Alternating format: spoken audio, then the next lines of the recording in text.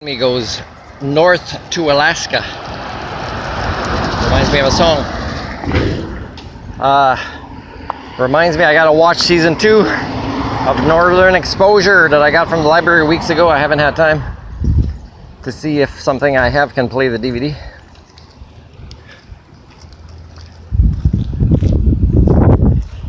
Hey, maybe 43. But Amber's heavy machinery is no laughing matter. No, but seriously, folks, my list of things to talk about is so long, I'm going to have to practice my favorite therapeutic leisure activity that French medical professionals call it le coq à l'âne. So let's see what happens.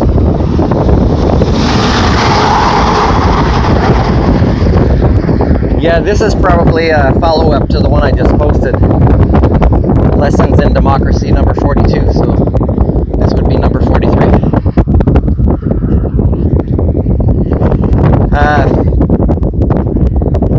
Speaking of that Amber Alert, which one? Well, let's call it the one ending with 708. No, I'm listening to police officers on TV or on YouTube.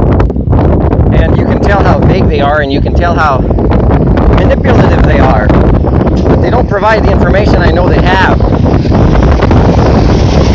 They do say call 911. The thing is, though, like I've been telling people, like as a driver psychologist, I can tell you it's extremely rare when I would agree that an accident, let's say between two road users, is 100% at fault and 0% at fault.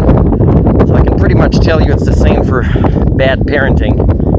It's I know a lot of people try to convince you they're 100% not at fault, the others all at fault, but I don't know the story, but I can tell you that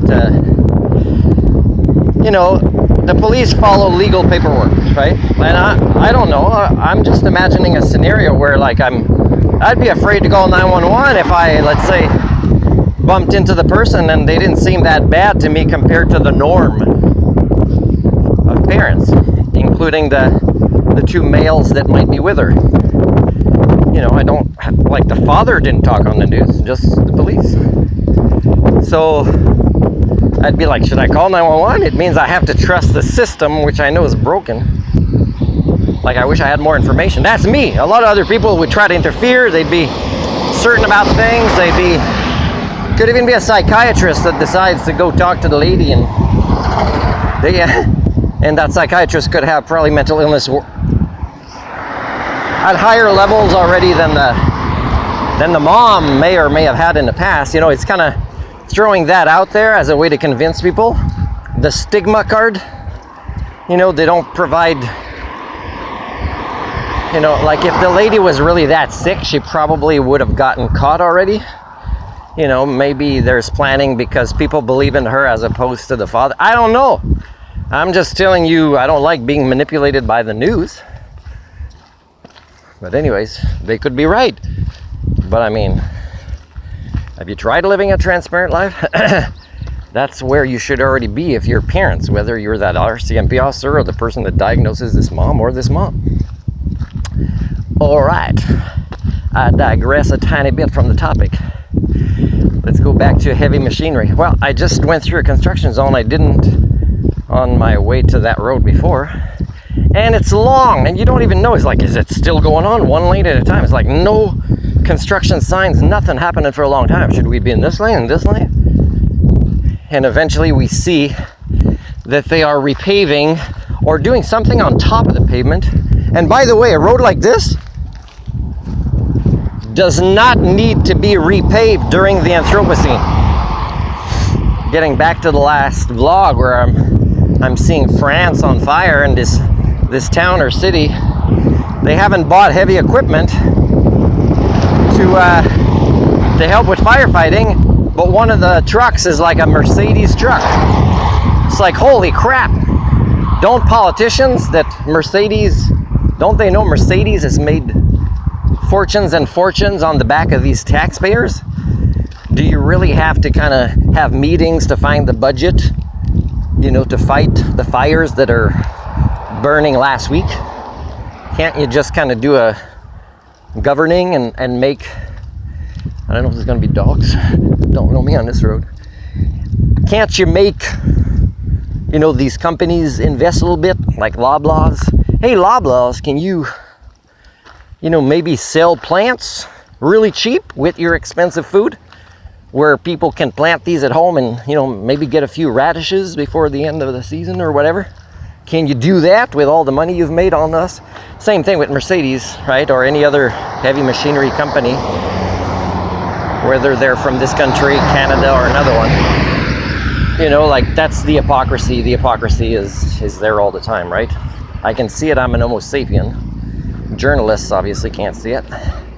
So this heavy machinery I was talking about is, there's a lady, I'm not saying her name's Amber, these were just memory cues. In the construction zone, there's like one lady with a truck, flashing lights, putting up signs that are falling in the wind, you know, because they're prepared for the Anthropocene. and super far away, like it's gonna like they can do all day moving and they won't have to. It's such a huge construction zone because they don't want to have to move the signs again. And yet I'm passing a place where the wall is vertical, like 4 stories high, with no chains, where rocks could break and kill somebody. And yet they're putting things on a road that doesn't need to be repaved for a super long zone, where people will be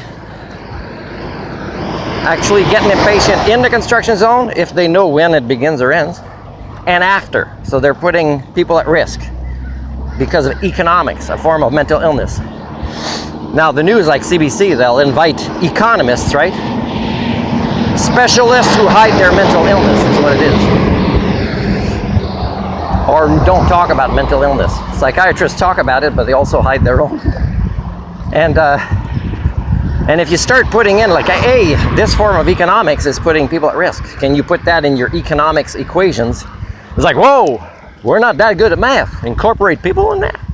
Like David Suzuki said, a form of mental illness, and it's being used to solve problems that economics cause. You can't fix capitalism with capitalism, people. You can't not admit that the United States, pretty much in most of the last wars, you can trace that there's weapons on both sides that have been sold by the United States. Whether they're supporting that side at this time, really they're profiting from war.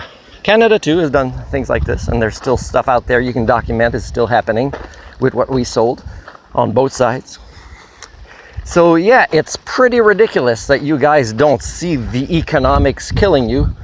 But hey, I'm not the same species as you, so reality looks very different to me. Anyways, this young woman driving one of those machines, it's nice to see. And I wonder if to belong on the job, because now it's like becoming a fashion, that if this woman, a young lady, and she didn't look like she'd be like that, but because you can tell by the appearance a lot of the time, is, let's say she wants to take a lot of testosterone to even pass, so she can drive that heavy machinery the same way the guys are, so she can pass maybe even the levels of testosterone in their bodies, because that's how ridiculous you are right now. There'd be a whole bunch of people not petitioning for the things that I've been talking about, that are way up there for an Homo sapien in the list of priorities, but for her right to overdose on testosterone so she could drive that heavy machinery as stupidly as most guys. Yeah, anyways, heavy machinery. So what was it again? My 4 memory cues? 43 mentioned, Amber mentioned, heavy machinery mentioned. Oh, not funny. So I'm listening to I'm listening to Comedy Central on XM radio, and there's a comedian, almost his entire routine is, he said, I don't want to make anybody uncomfortable, so I'm going to talk about Jesus. That's how he starts. But a super long routine on Jesus, or church, going to church. And speaking of hypocrisy, so one thing he was saying is, and he's going to be loved with these jokes, and I'll explain why later, how he will get a very different response than I do if I talk about religion.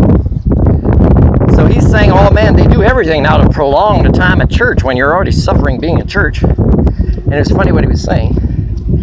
But the thing is like a lot of what he's saying is worse than me. But you know what'd be interesting? Is a lot of these comedians doing jokes on church, some of them go to church. They're accepted at church. People see their routines at church. They love it. Oh my God, he's famous. And he comes to our church. Martin doesn't earn money talking about religion. And he does, and it's negative. And he goes to your church and you love him. So again, do you know a religion that doesn't have hypocrisy as its founding tenet or principles? Or, you know, they should rewrite in a more modern way the Ten Commandments. Must have off the scale inhuman hypocrisy to reach the side of the Lord in the afterlife. Anyways, guys, coming back to the topic. And by the way, there's a lot of other stuff I could have digressed in with my favorite habit of stretching my legs. By the way, I just changed my socks before. I have great cybernetics with my body. I don't know if there's a term already. Let's call it physio-cybernetics. I can tell, changing my socks right now would definitely not drain my energy so much. I would feel comfortable. I'd be happier. My mood would be great. Change my socks. Sure enough. Look, these are the cheapest Korean shoes I got in Korea. And I'm not saying it's a cheap brand. They have different levels, but I could only afford the cheap brand on sale. And I'm still bargaining. Oh man, that's a lot. Here's, that's what I have. Now, Korea didn't understand my skill sets any more than Japan did, or Vietnam, or Uganda, or Canada. Mentioning a few. And so, they didn't know what to do with me, but, they knew I was a badminton coach, and they knew I speak English, and they didn't even know it was my second language. So, could they have done a visa to coach badminton with their paranoia about who gets to coach badminton or not? At the same time as I incorporate English teachings? Yes, they could have. I wouldn't have been so poor. I could have bought their best brand. What's it called? Prospects? Is that the way it's spelled? Anyways, let's get back to the topic here, guys. So, do you really believe there is such a thing as democracy when, name me a politician who doesn't do this, either all through their term or approaching re-election? And they could be approaching re-election where their doctors say, you're not going to make this 4 years. Why do you want to burn out even faster trying to get the next 4 years? And it seems like you guys want to vote for people who are having strokes during their campaigning, who could barely go upstairs. If Trump dies and his supporters believe it, and somebody as a joke puts his name on the next ballots, they'll vote for him. They're going to say, no, he might be dead, but he is in there in a coma or dead for 4 years, and that's democracy. That's how dumb you guys are. I shared DNA with you guys. So let's say there's a real group that tries to promote and support the concept of democracy, and by the way, can't exist without education. You got to fix education. So I don't know what he did, but I've done vlogs in the past. Trudeau, if he has 12 cabinet members, 9 of the 12 should be related to education, and I could have, if anybody asks, explain what these 9 different categories should have been. I don't know. I didn't look to see what the changes specifically are. But let's say there is real groups in Canada promoting democracy, and you want to weed out those that say all sorts of things for votes, including things that are inconsistent.